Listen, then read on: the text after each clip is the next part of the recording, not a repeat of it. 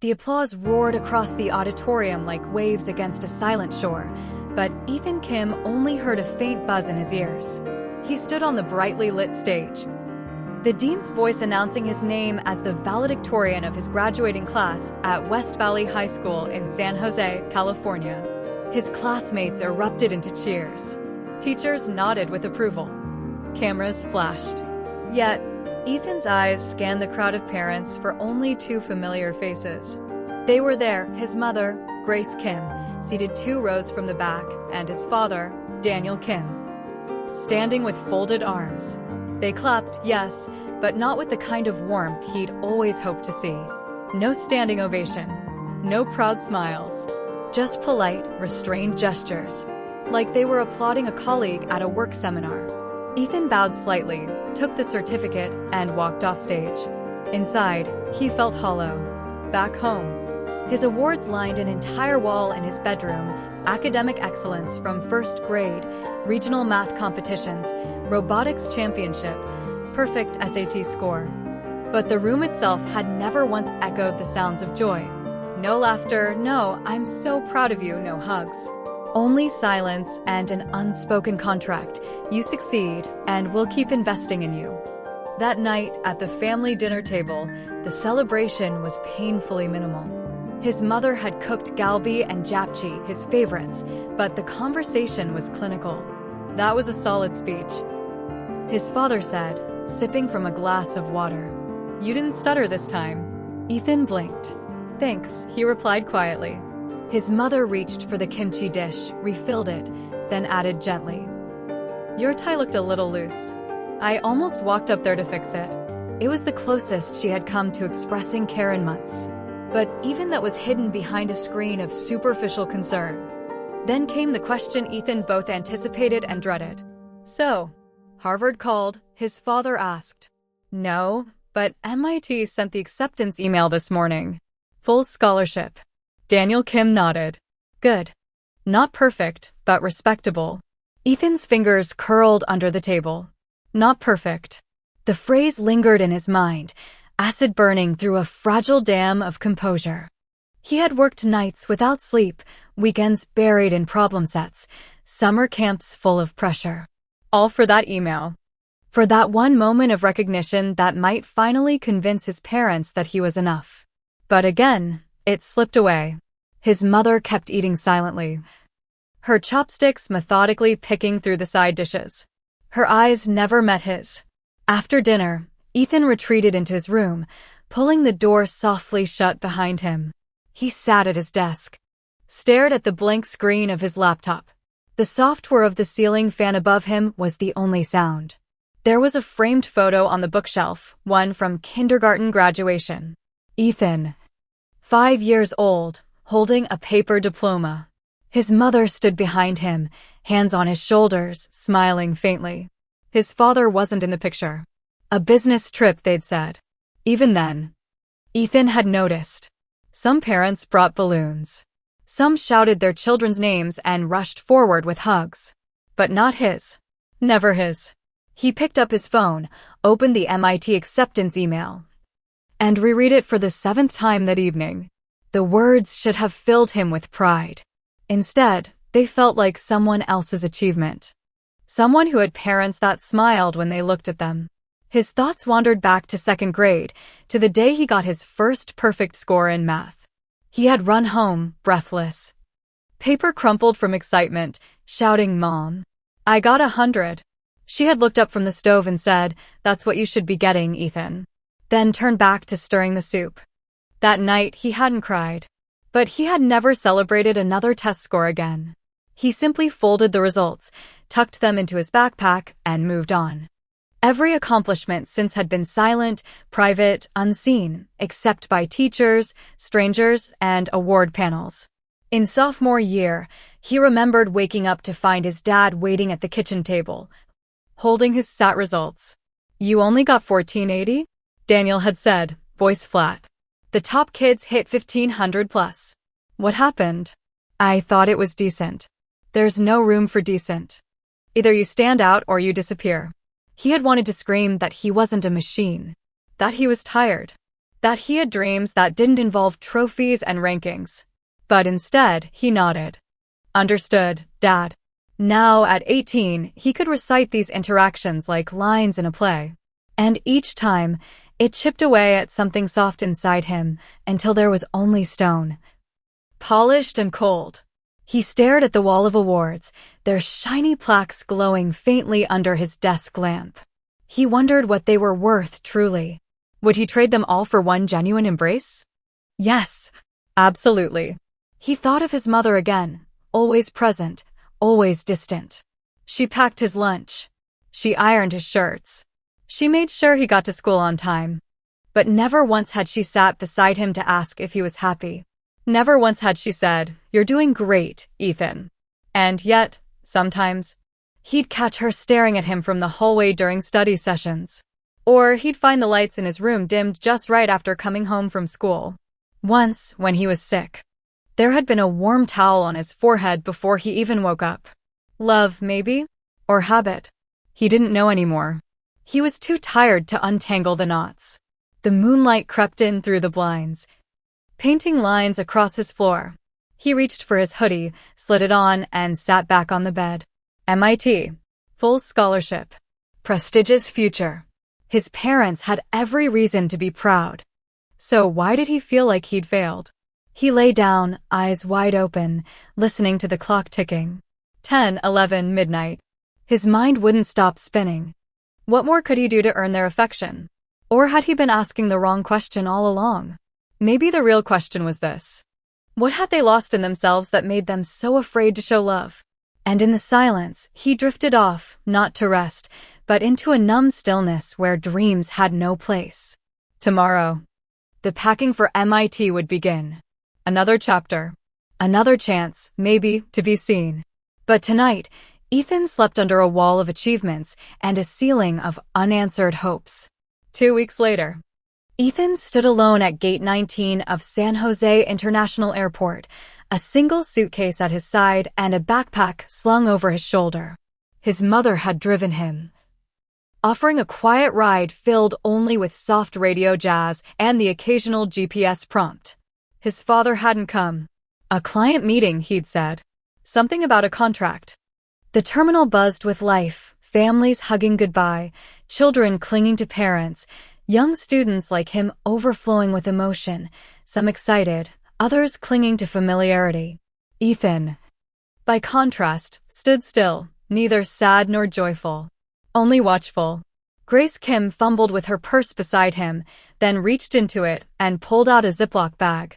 Inside were carefully folded kimbap rolls, still warm.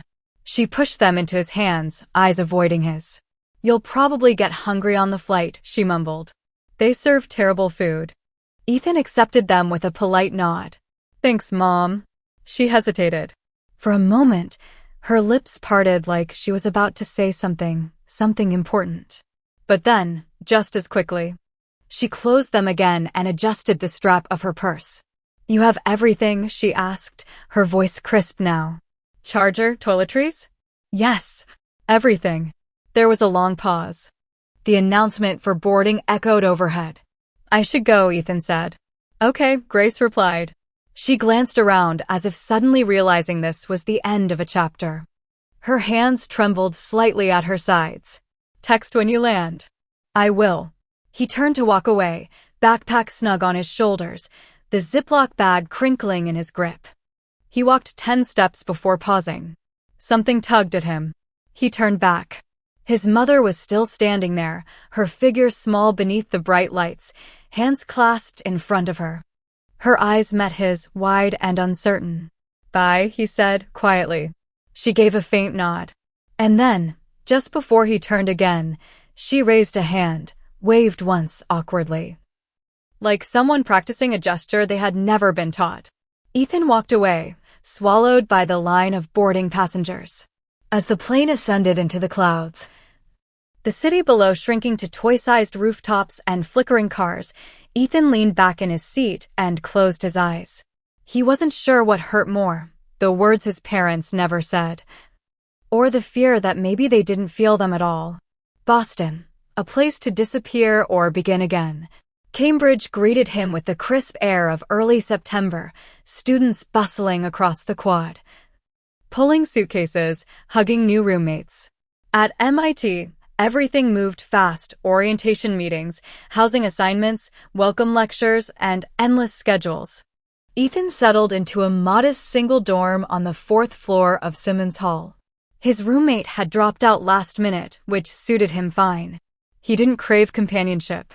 He only needed focus. Classes hadn't started yet, but he already knew how he'd fill his time, reviewing textbooks, exploring libraries, charting his roadmap for academic domination. That was the plan. That had always been the plan. And yet, for the first time in years, no one was watching. No father waiting to critique his GPA. No mother checking if he needed another workbook. Just Ethan. One evening, after yet another silent dinner at the campus dining hall, he wandered to the student lounge where posters of open mic nights and photography exhibits covered the bulletin board. That's when he saw her. A girl with curly auburn hair tied loosely behind her head, crouched on the floor, pinning up a printed photo exhibition titled "The Spaces Between." The images caught Ethan's eye: close-up shots of hands reaching, but not touching, silhouettes behind frosted glass, shadows under streetlights. They were beautiful. "Do you like them?" the girl asked, glancing up. He hadn't realized he was staring. "Yeah," Ethan replied, startled. "They feel honest." She smiled, standing up and brushing her jeans. "I'm Elena, sophomore. Media and photography. Ethan, freshman. Computer science. Figures," she said teasingly. "You have the math face." He laughed genuinely, for the first time in weeks. She studied him for a moment, then said softly, "You looked kind of lost." "No offense." "I am," Ethan admitted before he could stop himself. And just like that, something cracked open, a conversation that didn't revolve around grades, expectations, or productivity. Just presence, where silence felt safe. Over the next few days, Ethan found himself drifting toward Elena's circle. She was bright but not overbearing, creative yet grounded. They would eat lunch under the trees near Killian Court, or talk late into the night in the campus garden lit with string lights. One night, they lay side by side on the grass, staring up at the stars. "Your photos," Ethan said. "They remind me of something I never had the words for." Elena turned her head to face him. "What's that?" He hesitated. "Then, a home that feels." She didn't reply, just placed her hand near his. Not touching, just close enough to be felt. They stayed like that a while, the silence between them not heavy but warm. An unexpected delivery. A week into the semester, a package arrived. Ethan almost missed it. He rarely checked the mailroom. The box was medium-sized, taped securely. No return address, just his name in a familiar, careful handwriting. He carried it to his dorm, sat on the bed, and stared at it for a long time. Finally, he peeled back the tape. Inside was a neatly stacked pile of printed photographs. Hundreds. His breath caught in his throat. The first photo was of him on stage at his 5th grade spelling bee. The next, outside the science fair with a certificate in hand. Another, him leaving the high school robotics finals. Exhausted but smiling. Each one was from a distance. Slightly out of focus. From behind pillars, half concealed by parked cars, through gaps in crowds. And then he found a card. A simple, white card. He opened it. Inside, in small, careful letters, "You are, and always have been, the greatest pride of my life. Mom." Ethan's vision blurred. He sat there, heart thundering, surrounded by years of silent witness, every unseen triumph, every lonely celebration, captured by a mother who never knew how to say the words. But she had never missed a moment. He clutched the photos to his chest, eyes burning, finally letting the sob escape his throat. For the first time in years, Ethan cried, not because he was not enough, but because, maybe, he had always been. The floor was covered with photographs. They spilled across Ethan's dorm room like memories that had burst from the past, refusing to stay boxed any longer. Years of his life captured through a mother's lens, each one a quiet testament to something he'd never dared to believe. He had been loved. Not in words. Not in the warm, public way other mothers showed, but in footsteps followed from a distance, in moments hidden behind glass, in the careful framing of a son in motion reaching, striving, achieving. The sob that had escaped earlier left him trembling, still gripping a photograph of himself at 12, standing alone on a podium, first-place medal in hand. In the photo, he looked proud. But now, Ethan noticed something else. He had been glancing toward the audience. Searching. Hoping. And someone had been there. Click. He ran his fingers over the edges of the print. The glossy paper thin but heavy with meaning. He picked up another. And another. They weren't organized by date. Some were older, faded slightly, while others were recent, just months ago. A photo from his high school graduation, zoomed in from the back row. He recognized the angle. It was the exact seat where his mother had sat.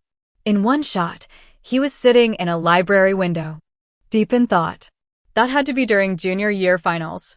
How had she gotten that? From outside the building? 100 questions swirled. Why had she never told him? Why hadn't she hugged him once in all those years?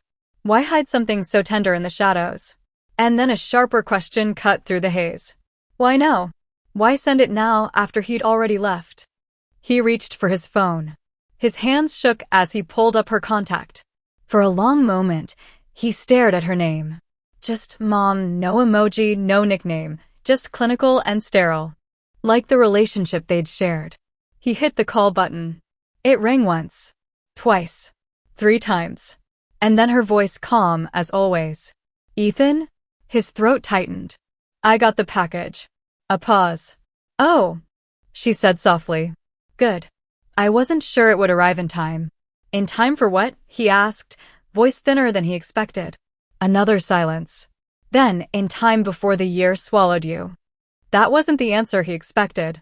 He sat down on the edge of his bed, fingers twisting in the hem of his shirt. Why didn't you say anything, Mom? All these years. You were there. You saw everything.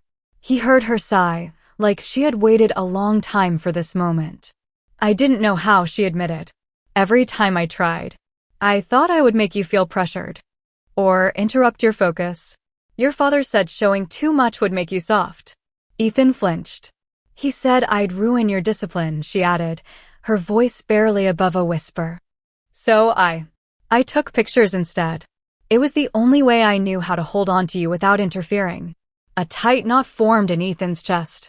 You never told me I was enough, he said, the words raw. I know, she replied, her voice breaking. And I hate myself for it. Tears welled again, but he fought them. Why no? Why send this now? Because, she said, I saw the way you left. So quiet. So composed. And I realized. I might have lost you for good. I thought maybe, if you saw what I saw, you'd believe that even when I was silent, I was there. And I was proud. That word, proud, slammed into him like a wave. He had never heard it from her lips before. I used to practice saying it, she continued. In the kitchen, sometimes. Ethan, I'm proud of you. Over and over. But I could never get it out when you were actually in front of me. He closed his eyes, tears falling freely now. I just wanted to hear it once, he whispered. And I just wanted to say it 1,000 times, she replied. They sat in that silence, suspended between past mistakes and present truths. Then Ethan spoke, voice steadier. Thank you for sending them. The pictures. You kept them? She asked, surprised. I spread them all out. I can barely see the floor. She let out a soft laugh, a sound he rarely heard. I took one from every big moment. Every little one, too. The robotics fair, the state spelling bee, even that middle school chess tournament where you lost in the semifinals and tried not to cry. I was behind the bleachers. I almost ran to you, but... I remember that, Ethan said, stunned. I felt so alone. You weren't, she replied. I was there. I just didn't know how to show it. He picked up the last photo from the box. It was a blurry shot of him sitting on the front porch during a thunderstorm, hunched over a book. He must have been 14. That had been the day he got rejected from the Stanford pre-college program. He had cried after everyone went to sleep. "Did you take this one too?" he asked. "Yes," she said. "I took it from the window. I wanted to come outside, but your father told me to let you tough it out." Ethan stared at the photo. This was love, too, misshapen, misunderstood, but love all the same.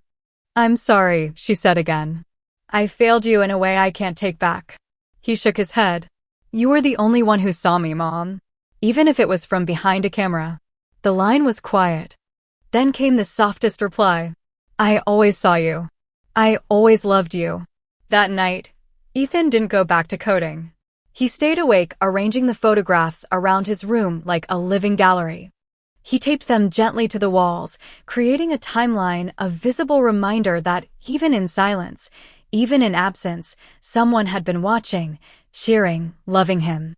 Not loudly, but faithfully. Ethan never liked dorm walls. They were too white, too sterile, reminders of impermanence. You came, stayed 9 months, and left. Everything about them said, "Don't get too comfortable." But that night, his walls changed. By the time the clock hit 2 a.m., his dorm room had transformed into something sacred, something personal.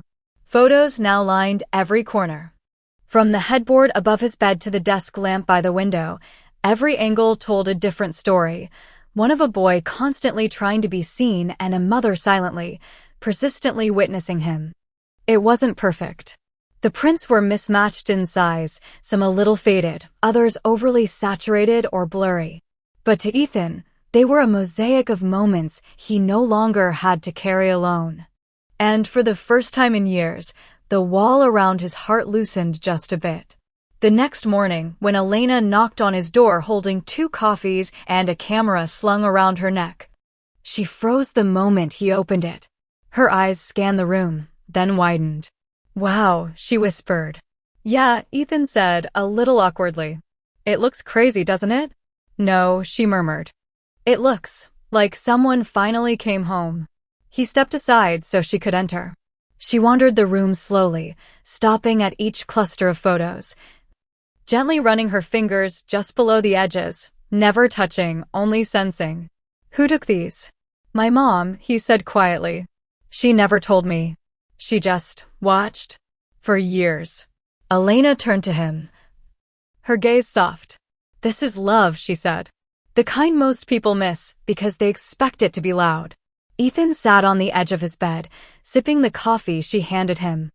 "I spent so long thinking I wasn't enough, that I didn't matter unless I won something." "And now?" she asked. He stared at a particular photo, him at 9, grinning with a third-place trophy at a state math contest. His glasses were too big, his shirt tucked in lopsidedly. In the background, a blurry silhouette, his mother, barely visible, half hidden behind a column. "I think maybe I mattered the whole time," he said. She just didn't know how to say it. Elena sat beside him. Sometimes silence isn't absence. It's fear. Or love tangled in the wrong language. Ethan nodded. "That scares me. That we can love someone so much and still mess it up so badly." She turned to him, serious now. "But you're here. You see her now. That's what matters." Later that afternoon, after classes, Ethan walked to the campus print shop. He had an idea, a small one, but it felt right. He selected 5 photos from the wall, one from each chapter of his school life. He had them printed in matte finish, placed them into a padded envelope, and wrote a short note in his cleanest handwriting. "Thank you for every invisible step. I see you now, too. Love, Ethan." He mailed it to the address he'd known his whole life. 320 Oak Ridge Drive, San Jose, California. Home.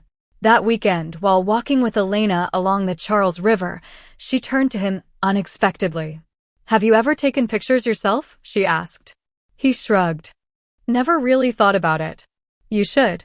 Sometimes the best way to understand love is to practice giving it back." The thought stayed with him long after they parted. That night, Ethan found an old point-and-shoot camera buried at the bottom of his backpack, one his mom had packed just in case. He powered it on, took a test shot of the photos on his wall, Then another of the empty mug she had given him the night before. The string lights outside the dorm. The corner of the bed where Elena had left. And with each click, he began building something new, not just memories, but meaning. 1 week later, his mother replied. A handwritten note, shaky but full of grace. I didn't think you'd ever write back. I was afraid I had missed my chance. But if you saw me now, then maybe we both have a second beginning. Inside the envelope was a photo. It was of Ethan. Not at a competition. Not on a podium. But sitting in his room at 7 years old, building a Lego spaceship on the carpet, completely unaware of the camera. On the back, she had written, "You were already perfect then." Ethan placed the photo in the center of the wall, right above his pillow. He looked at it each night, and slowly, a new truth began to settle deep in his bones, one that didn't depend on scores or medals or praise. He had always been worthy, even in silence, even unseen, even then. The leaves in Cambridge had started to change, the trees lining the Charles River shedding their green for shades of amber, rust, and crimson. Students pulled sweaters tighter around their shoulders as the wind carried the first true signs of fall. Ethan walked alone that morning, a cup of black coffee warming his hands as he made his way through the MIT campus. His steps were slower now, not because he was tired, but because, for the first time in years, he wasn't rushing toward anything. He had always moved fast. Fast through school, fast through tests, fast past moments that should have been savored. But now he was learning the art of pausing, of being. He stopped by the bench overlooking the river and sat. It had been 3 weeks since the package. 3 weeks since his mother's quiet confession and his. They had spoken a few times since. Never for long. But the tone had changed. No longer just practical updates. How are classes? Do you need money? But tender fragments tucked into the edges. I saw that video you were in. You smiled. You looked like yourself. I made kimchi last weekend. The way you used to like it. It's okay to rest, Ethan. You don't have to earn your place every day. At first, those words startled him. Then they soothed. The other surprise came from himself. He no longer dreaded seeing her name on his phone screen. Sometimes, he even initiated the call. He wasn't sure if it was healing or just the beginning of it, but it felt like progress. Like a wall had cracked, and light was finally beginning to seep through. That afternoon, he visited the university's photo gallery, where Elena's collection had just gone up. The space was dimly lit, quiet, almost reverent. On the far end, one photo caught his attention. It wasn't like the others. It was of him, taken on the grass at Killian Court, lying on his back, staring at the sky unaware. His hands were folded over his chest, eyes half closed in thought. Below the photo was a single word. Becoming. He turned and found Elena nearby, watching him. You never told me you took that, he said. She shrugged. I didn't want to interrupt the moment. You looked like someone who was finally letting go. He looked back at the photo, then back at her. I think I was.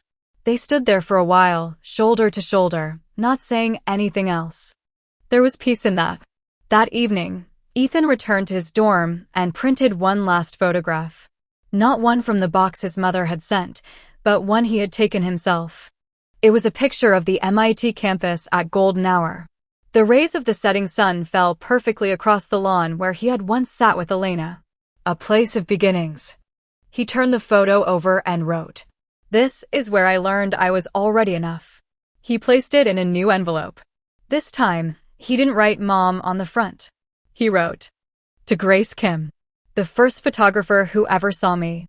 And for the first time in his life, Ethan placed something on the wall not to prove he mattered, but to honor that he always did. The novelty of freshman year wore off faster than Ethan expected. By mid-October, the excitement of orientation had faded into a constant hum of deadlines, lab reports, late-night study groups, and the quiet competition humming beneath every interaction. At MIT, everyone was exceptional. Everyone had been the best student back home. Everyone had something to prove. Which meant, so did he. Despite the emotional shift he had begun with his mother, Despite the wall of photos still surrounding him in his dorm room, Ethan felt the old pressure clawing back, as if success still had to justify his existence. That he still had to be the best or he'd disappear into the crowd. His first computer science problem set came back with a grade lower than he expected, 84. He stared at the number like it was a verdict. He had stayed up 2 nights working on that assignment. Rechecked every function. Ran every test case. But he'd missed a logic trap in part 4. One small oversight. One silent failure. And suddenly, the room felt cold. He heard his father's voice in his head again. Either you stand out or you disappear. Ethan rubbed his eyes, closed the laptop, and forced himself to breathe. That night, he skipped dinner with Elena. She texted once, asking if he was okay. He replied with a short, "Yeah, just tired." It wasn't entirely a lie. He paced the hallway instead, watching other students camp out in common rooms, whiteboards covered in formulas, discussions growing heated. In a place like this, intelligence wasn't unique. It was the baseline. What mattered now was stamina, who could grind longer, harder, faster. And Ethan had always been good at that. But something was different this time. Something fragile. The past few weeks had opened a crack inside him. A space where his emotional life, his grief, his questions, his hope, had finally started to breathe. And now it was being smothered again by the familiar expectation: excel or be invisible. He returned to his room, intending to dive back into a coding assignment, but stopped at the door. There, staring him down from the wall, was the photo of him building a Lego spaceship at 7 years old. Not winning, not performing, just being. And he heard her voice in his mind again. "You were already perfect then." He sat down, slowly. Maybe it wasn't about being the best anymore. Maybe it was about staying whole. The next day, he went to see Dr. Adler, the campus counselor. Elena had mentioned the name in passing once, during a conversation about burnout. Ethan had laughed it off then. He didn't laugh now.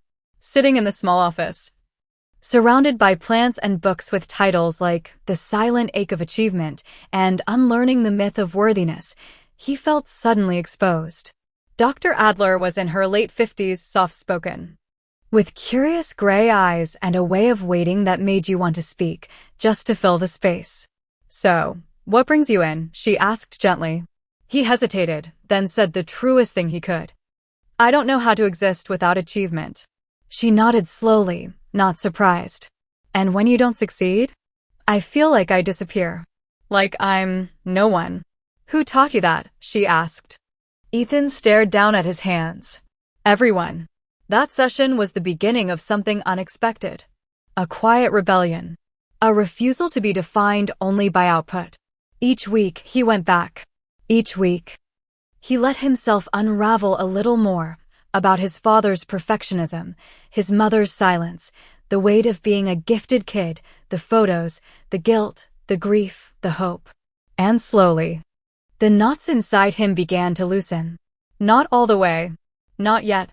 But enough to breathe. It took Ethan a week to tell Elena he'd started therapy. He wasn't hiding it, not really. But saying it out loud made it real. And real things he was learning were far more difficult than perfect ones. The opportunity came on a quiet Sunday afternoon. The two of them were seated on the grass behind the MIT chapel, where the trees formed a small alcove of privacy from the otherwise ceaseless energy of the campus. Elena was sketching something in her notebook, her brows furrowed, tongue caught between her teeth. Ethan lay on his back beside her, watching the clouds drift overhead. The light filtered through the branches in shifting patterns, casting shadows that moved like whispers. They hadn't talked much that day. And yet, he felt completely seen. "You ever feel like you're doing all the right things, but you still don't feel better?" he asked suddenly. She didn't look up from the sketch. "All the time." He turned to her. "Even you?" "Especially me," she said. "I grew up thinking if I just told enough good stories, I could rewrite the bad ones." He was quiet for a moment. "I started seeing someone." She finally looked up. "Someone." "A counselor." "Dr. Adler." Her expression didn't change. If anything, her eyes softened. "I'm glad," she said. "That's brave." Is it? He asked. Because it feels like failure. To who? She said. You? Or the version of you that thought perfection was protection? He blinked. That's what I told her. Told who? Dr. Adler. That perfection was the only way I knew how to feel safe. Elena closed her notebook and set it aside. Ethan, she said gently, I don't think you're failing. I think you're learning how to be human. He let that sit. Let himself absorb it without resisting. And then he smiled, almost shyly. I don't know what to do with grace when it comes. You don't have to do anything, she said. You just let it land. That night, Ethan sat at his desk and opened a fresh Word document. At first, he meant to code. But his fingers didn't go to Python or JavaScript. They typed something else entirely. Title: The Pressure to Be Earned. Subtitle: How We Mistake Achievement for Identity. It was an essay. A personal one. More vulnerable than anything he'd written before. He didn't plan to submit it. Not yet. But it poured out of him like a release valve finally turned open. He wrote about the wall of awards back home. The silence of his father. The quiet camera in his mother's hands. The day he got the package. The therapy sessions. The photo of the Lego spaceship. He wrote about how he was beginning to realize that the opposite of failure wasn't success, it was wholeness. When he finally hit save, he sat back in the chair, exhausted and light. He wasn't done. But he was beginning. Ethan didn't mean to share the essay. Not at first. It was personal, too personal. Vulnerable in a way that made him feel stripped bare. Like anyone who read it could reach inside him and press on the parts still bruised. But the next week, during his counseling session, Dr. Adler asked, Have you ever considered letting others read what you wrote? He hesitated. Why would I? Because the words you wrote are the ones someone else might need to hear. You could be the person that gives language to a silence they've lived in their whole life. Ethan left the session with that thought rattling around in his chest like a marble in a glass jar. That evening, after rereading the essay for the 5th time, he opened a campus forum called Open Reflections, a moderated digital space where students submitted anonymous essays about mental health, identity, burnout, and belonging. His cursor hovered over the submit button for several long seconds. Then he uploaded the file, typed one line at the top. For anyone who feels invisible unless they're winning. And he clicked submit. He didn't sign his name. He didn't sleep well that night either. By morning, the essay had over 2,000 views. By lunchtime, it had been shared to the main MIT student Slack channel. By evening, it had gone viral, within the campus at least. The responses poured in. I thought I was the only one. This put into words something I never dared admit. My mom was the same. She never said it, but she was always there. Whoever wrote this, thank you. You saved me today. Ethan scrolled through the comments with a strange mix of awe and fear. The words had clearly struck a chord, but now he felt exposed. What if someone guessed it was him? What if his professors read it? What if his parents somehow saw it? But amid the anxiety, a new feeling emerged. Relief. Not because people praised him, but because he no longer felt alone in the ache. His pain, made visible, had become a bridge. That weekend, Elena knocked on his door holding a newspaper in one hand. The campus paper picked it up, she said, holding it up. Front page, student life section, the cost of silence. One anonymous student's essay hits campus deeply. He stared at it, stunned. You're famous, she teased gently. I didn't want that. I know. But sometimes, truth has its own gravity. She sat beside him, opening the paper on his bed. People are talking, Ethan. In a good way. Professors. Students. Even the Student Mental Health Board. They're planning a campus dialogue next week based on what you wrote. He didn't know what to say. Are you okay with that? She asked. He nodded slowly. I think. I am. Actually. Then, after a pause, I didn't think anyone would understand. Elena smiled. Turns out, a lot of us are carrying the same ache. We just didn't know how to say it. The next evening, Ethan received an email from his mother. Subject, I read it. Ethan. I saw your essay. A friend at the university forwarded it to me. She didn't know it was yours. But I knew. From the very first paragraph. I cried. Not because of what you said about us, but because of what you carried alone. I'm sorry. I'm so proud of you, not for writing it, not for being brave, but because you let the world see you. And now they love what I always saw. Mom. He stared at the screen, heart full and aching. The silence he had lived with for years was now a voice. A name. A story. His story. And it was no longer just his. The auditorium wasn't full yet, but the lights on stage were already hot. Ethan stood backstage, shifting his weight from one foot to the other, clutching a folded piece of paper in his hand. The page wasn't long, just a few paragraphs he had written the night before. He wasn't sure if he would read it or abandon it last minute and speak from the heart. Or freeze completely. The MIT Student Wellness Board had invited him, the anonymous author of the essay, to speak at their upcoming campus dialogue titled Achievement and Identity, Rewriting Our Narratives. It had taken Ethan 2 days to respond to their email. Another day to decide whether to reveal his identity. But in the end, he said yes. Because if that essay had cracked the door open for him, maybe this night could open it for someone else. The audience filled in quickly.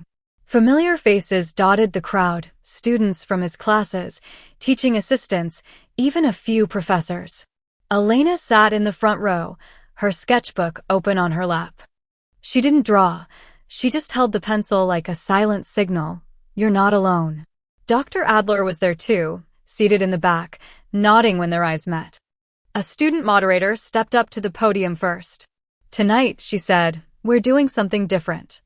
We're giving space for a voice that started anonymously, but ended up belonging to many of us. Please welcome our first speaker. The audience applauded politely. Ethan stepped into the light. For a moment, he could only hear the rush of his own heartbeat in his ears. His palms were damp, and his throat threatened to close. But then, he looked out and saw not a crowd, but individuals, each with their own story, their own invisible weight. He unfolded the paper. My name is Ethan Kim, he began, his voice soft but steady. I'm a freshman in computer science. And I used to think that my worth depended entirely on my achievements. A few heads nodded. I spent most of my childhood trying to earn the right to be loved. Trophies, grades, awards, they were my currency. I believed if I stopped succeeding, I would stop being seen. He paused. But I was wrong. He looked toward Elena, who gave a subtle nod. My mother never said the words. My father never gave the hugs. For a long time, I thought that meant I wasn't enough. That I wasn't lovable unless I won. He took a breath. Let it settle. But this semester, something changed. I received a box of photographs. Hundreds of them. Everyone taken by my mother, moments I didn't know she witnessed. Every science fair. Every ceremony. Even the days I failed. His voice trembled now, but he didn't stop. It turns out, she had been seeing me all along. She just didn't know how to say it. And in the silence, I started believing a lie, that I wasn't worthy unless I performed. He folded the paper in half and set it down on the podium. So I wrote that essay because I needed to remember and I needed others to know that we are not defined by our GPAs, our internships, or our ability to outperform everyone else. We are defined by the fact that we are human. And we matter even on the days we don't win. A long silence followed. Then someone clapped. Then another. And then the room erupted into a standing ovation, not loud and explosive, but reverent. Like they were honoring not just Ethan's words, but their own buried truths. He stepped down from the podium, breathless. As he passed by, people reached out, pats on the shoulder, whispers of thank you, and that was me too. Backstage, Elena pulled him into a hug. You did it, she whispered. You spoke where silence used to be. Ethan closed his eyes for a moment, breathing in the warmth, the truth of it. For years, he had been chasing applause as proof that he mattered. But tonight, for the first time, the applause wasn't about success. It was about being seen. Thanksgiving break arrived like a pause button in Ethan's life. For the first time in months, he stepped off a plane not with dread, but with cautious curiosity. His backpack felt lighter, Not just because he'd packed less, but because he carried himself differently now. The familiar San Jose air greeted him at the curb, warm, dry, tinged with eucalyptus and something nostalgic. His mother was there, waiting outside the arrivals terminal. She waved before he even spotted her. This time, Ethan smiled first. She didn't hug him, but she touched his arm gently as he loaded his suitcase into the trunk. "You look taller," she said. He laughed. "I think I'm just less hunched." On the drive home, they didn't talk much, but the silence felt companionable, not strained. Occasionally, she glanced at him, and he didn't flinch from it. The house on Oak Ridge Drive hadn't changed. Same beige siding. Same porch light that flickered every few seconds. But when he stepped inside, something felt different. His mother had framed one of the photos he'd sent, the golden hour MIT campus one. It sat quietly on the hallway console table beside the family photo albums. He stared at it for a moment. "You printed it?" he asked, touched. She nodded. "It was the first time you showed me what you saw." Before dinner, Ethan wandered into his old bedroom. It was just as he'd left it, organized. Minimal, textbook perfect. But now there were two new additions. First, a blank corkboard had been hung on the wall beside his desk. Second, a stack of printed photos, his photos, was placed neatly on top of it, with a thumbtack box beside them. He ran his hand along the edge of the corkboard. "She said you might want to start your own wall." Came a voice behind him. It was his father. Ethan hadn't heard him come home. He turned. Daniel Kim stood in the doorway, hands in his pockets, tired around the eyes. "I asked her not to change your room," he added. "But I guess she was right." Ethan didn't respond. He didn't know how. His father stepped in slowly. He didn't sit. "I read the essay," Daniel said. Ethan's stomach tensed. "I recognized the writing, even though you didn't sign it." He walked over to the bookshelf and picked up one of Ethan's old math trophies. "You were always impressive," Daniel said. "But I never said that out loud. I thought if I did, you might stop trying." Ethan frowned. "You thought approval would make me lazy? I thought it would make you soft, vulnerable. I didn't want you to be like me." There it was. The wall Ethan had never been able to see through, finally transparent. His father looked at him now, not with judgment, but something like regret. "I grew up in a house where failure got punished and success got ignored," Daniel said. "So I convinced myself that pushing you was love." He set the trophy down. "I realize now. I was pushing you out of fear, not faith." The room fell silent. Ethan sat on the edge of his bed, fingers curled around his knees. "I didn't need you to be perfect," he said softly. "I just needed to know you saw me." "I did," Daniel replied. "Every single time. I just didn't know how to say it. Or how to let myself feel proud without thinking I'd lose you." Ethan looked up. Eyes shining. "You never had to earn me, Dad." Daniel crossed the room. And then, awkwardly, gently, he sat beside his son. "I know that now," he said. They sat in the quiet. No apology. No grand emotional speech. Just a beginning. And for Ethan, that was enough. That night, as the house slept, Ethan tacked the first photo onto the new corkboard in his old room. It was one of Elena's, the photo titled Becoming. Because he was. Still becoming. Not perfect. Not finished. But finally, becoming his own. January arrived in Cambridge dressed in gray. Snow fell lightly most mornings, dusting rooftops and walkways, then melting by dusk. The new semester had begun, and MIT roared back to life, more intense, more demanding. As if winter's hush only served to sharpen the hunger for achievement. Ethan was different this time. Not calmer exactly, but grounded. He no longer chased perfection like it was oxygen. His classes still mattered. He didn't suddenly abandon ambition, but the urgency had shifted. He could now sit in the library without the voice in his head whispering, "Not enough." He could see a B+ on an assignment and breathe. He'd kept up with therapy. He still called his mom once a week. He'd even started printing his own photographs, pinning them on the corkboard in his new room, a mix of campus life, city shadows, and moments of unguarded humanity. But what surprised Ethan the most was how naturally other people began to find him. It started with a freshman named Leo Tran. Leo showed up to Ethan's discussion section one Friday, looking like he hadn't slept in days. Thin framed glasses slipping down his nose. Eyes darting nervously, hands jittery as he pulled out his notebook. After class, while most students packed up, Leo lingered. Then, finally, approached. "Hi," he said quickly. I read your essay last semester. The anonymous one. About identity and achievement." Ethan froze. It had been weeks since anyone brought it up. "Oh," he said cautiously. "You read that?" "Everyone read it," Leo replied. "But I knew it was you." Ethan raised a brow. "How?" Leo shrugged. "I guess I just recognized something in the way you talk. The way you pause before answering. Like you're still asking yourself if you believe the words." Ethan blinked. That had been uncomfortably accurate. Leo flushed. "Sorry. That was weird." "No," Ethan said quietly. "That was honest."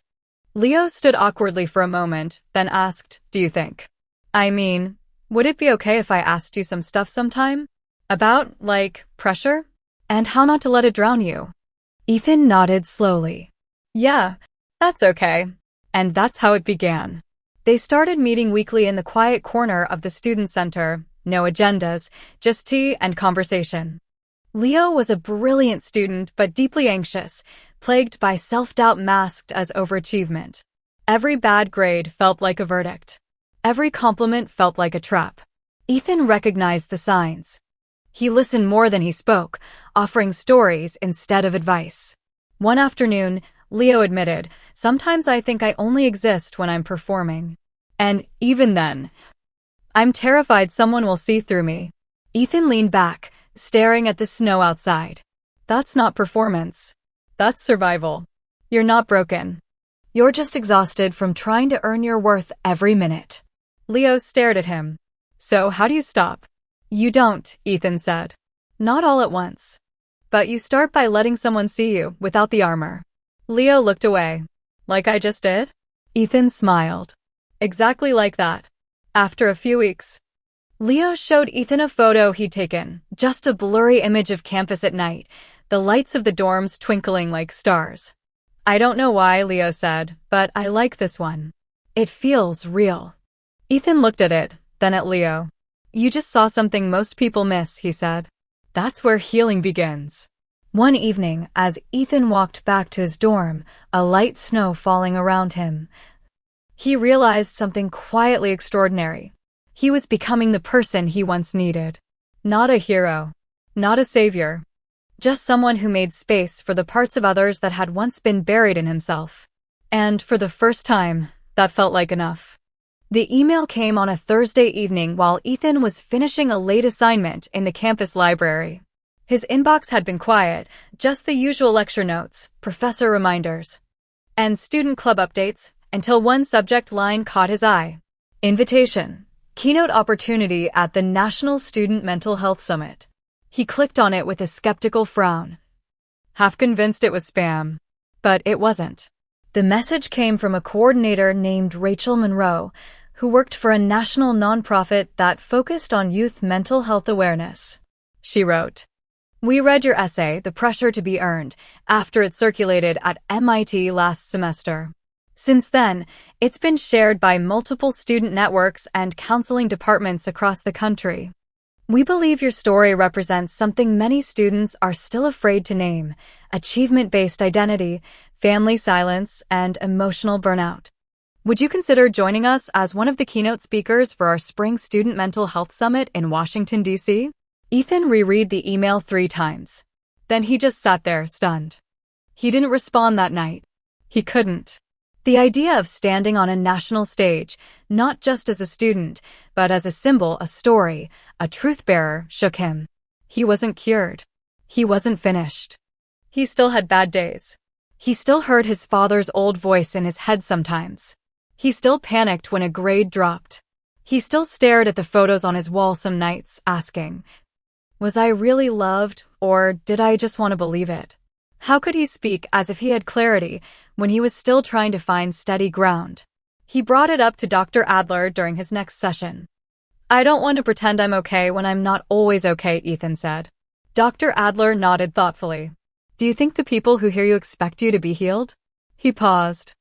I guess I worry they will. What if you spoke not from the finish line, she asked, but from the middle? Ethan looked up. The middle. The middle is where most people live, she said. And it's the hardest place to speak from. Because you're still carrying the weight, but you've decided it won't silence you anymore. That stayed with him. That weekend. He met Elena at a small campus cafe tucked away near Harvard Square. They sat by the window as rain streaked the glass and crowds passed with umbrellas in hand. He told her about the invitation. She listened without interruption, sipping her tea. I don't want to be their poster child, he admitted. I don't want them to say, look, he figured it out, when I haven't. Elena leaned forward. Maybe what they need isn't someone who figured it out, but someone who's brave enough to say, I'm still figuring it out, and you're allowed to be here too. Ethan exhaled, slow and full. You think it's worth it? I think you already know it is, she said. That night, he sat at his desk and pulled up a blank document. At the top, he typed, Keynote draft. The middle of the story. He didn't start with advice. He didn't start with his essay. He started with a memory. I was 8 when I realized I had to win something to feel visible. I was 18 when I learned I didn't. And I'm 20 now, still learning how to hold both truths without tearing myself apart. The words flowed. Not polished. Not perfect. But honest. By midnight, he had a full draft. By morning, he hit send. Subject, Mental Health Summit Keynote. Body, Dear Rachel, thank you for your invitation. I'd be honored to speak. But please know, I'm not here as someone who has it all figured out. I'm just here as someone learning to live in the middle. And maybe that's where the most important truths lie, too.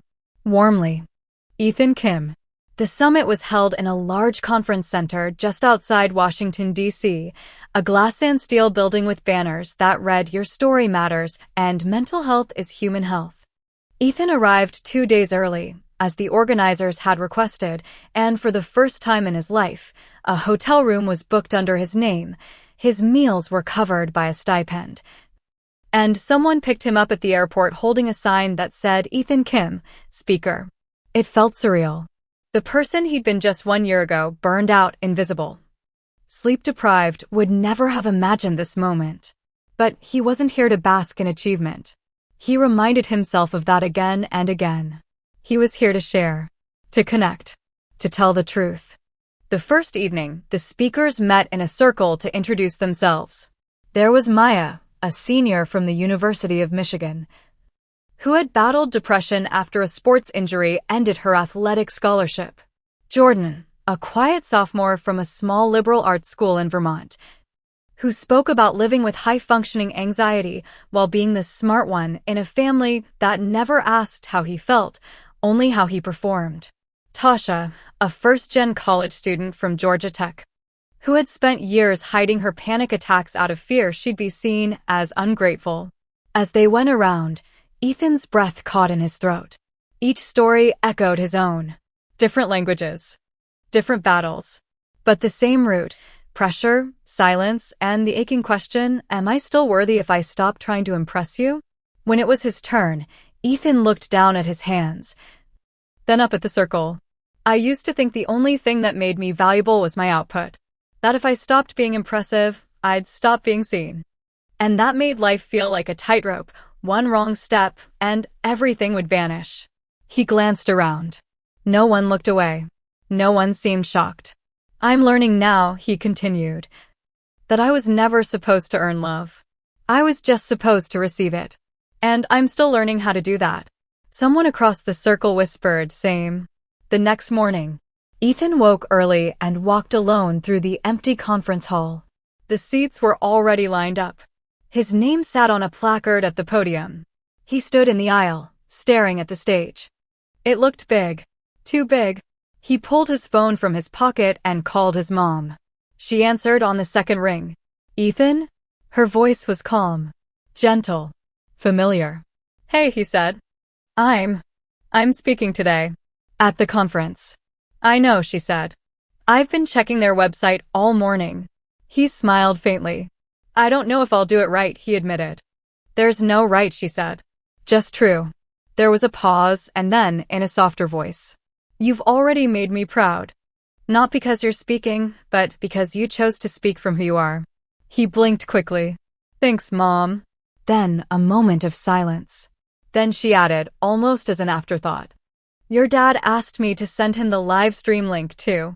Ethan froze. Really? He read your keynote draft. Twice. And he cried the second time. Ethan didn't know what to say. He's learning.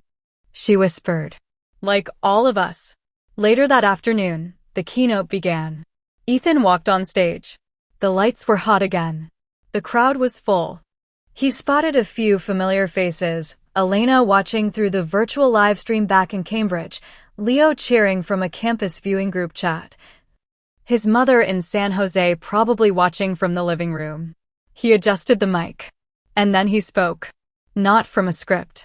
Not as a perfect survivor. But as a son. As a student. As someone still becoming. He talked about silence, expectations, the aching need to be seen. He talked about the photographs, about a mother who never said the words, but never missed a moment. He talked about the boy who once cried quietly under a wall of awards, and the man who is now helping others hang their own.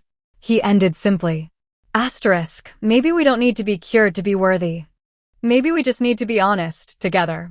Asterisk. And when the applause came, he didn't hear it as validation. He heard it as connection. When Ethan returned to campus, there was no parade. No fanfare, just the usual rush of students shuffling through hallways, heads bent over laptops, coffee cups clutched like lifelines. And yet, something felt different. Not in the way others treated him. Not in grand gestures or public praise. It was subtler than that. It was the nod he received from a student he didn't know in the library.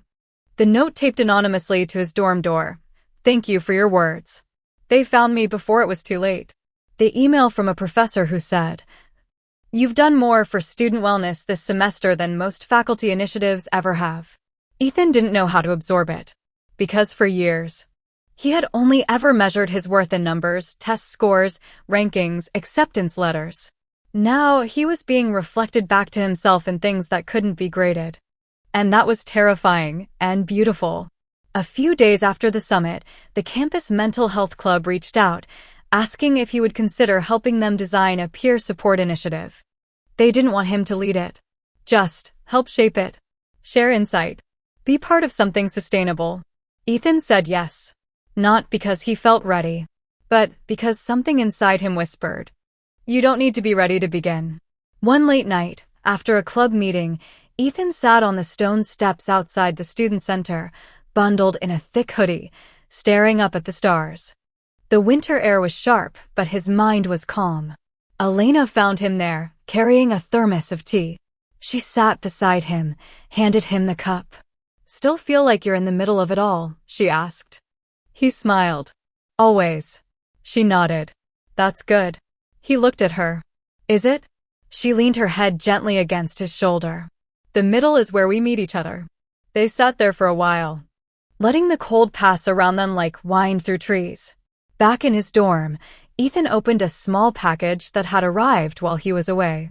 It was from Leo. Inside was a photo. A candid shot of Ethan speaking at the summit, taken from the back of the auditorium. He looked small on the stage, but powerful. Still. Certain. Tucked behind the photo was a handwritten note. Asterisk, you didn't just help me feel less alone, you showed me that I could speak, too. I'm joining the peer support program. I'm scared. But I'm doing it. Because of you, asterisk. Ethan set the note down slowly. He looked around the room, his corkboard filling up, not just with photos now, but with notes, sketches, letters. Small artifacts of healing, both his and others. He once believed he had to win trophies to feel visible. Now, his visibility came from truth. He took a final photo that night, his hand resting on Leo's letter. Sunlight from the street lamp cutting across the desk. He titled the photo, The Ripple. Because healing didn't always look like breakthroughs. Sometimes. It looked like small shifts in someone else's story. Because Ethan was learning. When you speak from the middle, you give others permission to begin. It was a rare quiet Sunday when Ethan found himself back in the familiar neighborhood of Oak Ridge Drive. The late afternoon sun cast long shadows over the sidewalks, and the scent of jasmine from his mother's garden drifted through the air like a gentle reminder of all that had been and all that was still becoming.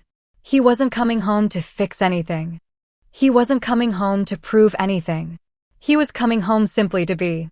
Grace met him at the door with a soft smile and no expectations. For the first time in years, their conversation was free of schedules, achievements, and the unspoken weight of what's next. They cooked dinner together, the kind of meal that needed no grand plans, just shared work and quiet laughter.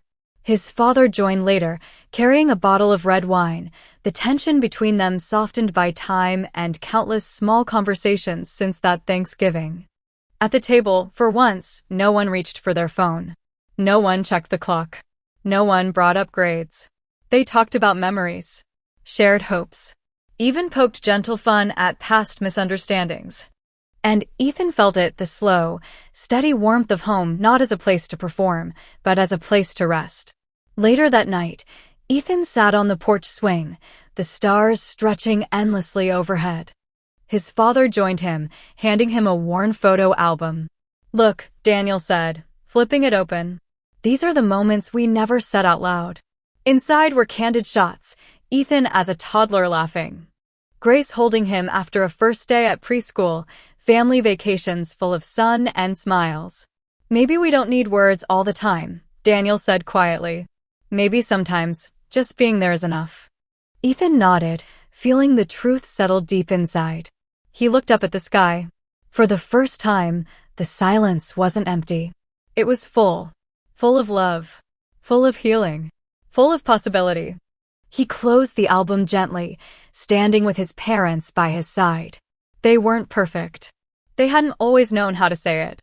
But they were together. And that was enough.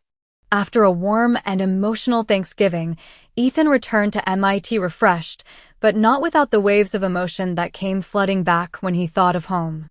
One evening, while having dinner with his family at their old house on Oak Ridge Drive, the atmosphere among the members seemed heavier than usual. The silence seemed to drag on, the meal passing without anyone saying a word. Ethan's father, Daniel Kim, looked at his son with a complicated look, a little regret, a little confusion, and maybe even unspoken worry. Ethan's mother, Grace, quietly put down her chopsticks, her eyes filled with contemplation. Ethan knew he was waiting for a conversation, an explanation, some kind of acknowledgement. But the atmosphere seemed to block out any words. Finally, Daniel spoke, his voice low and hesitant. "Ethan, you know I'm not the best father. But trust me, all the pressure, all the harsh words, are because I want the best for you." Ethan looked at his father, seeing in his eyes the effort to express himself but not fully. "I understand. But I also want you to know that I need companionship, not just pressure." The conversation opened a long series of stories that their family had never had before. The words that had never been said before now began to be spoken, slowly, sometimes awkwardly, but sincerely. The kitchen smelled of ginger and garlic as Ethan and his father sat across the small wooden table. The late evening light filtered through the blinds, casting long shadows across the room. It was the first time in years that they were alone and truly talking, not about grades or achievements, but about feelings, fears, and failures. Daniel Kim cleared his throat, eyes meeting Ethan's without the usual hard edge. "I've carried a lot of regrets, son. I was raised to be strong, to hide what I feel. I thought that's what made a man." Ethan nodded, understanding more than words could say. "But I realize now that I made you carry that weight too." "I know you wanted the best for me," Ethan said softly. "But sometimes I needed you to see me. Not just my accomplishments." Daniel's lips pressed together, then he smiled faintly. "You're right. And I want to learn how to do that."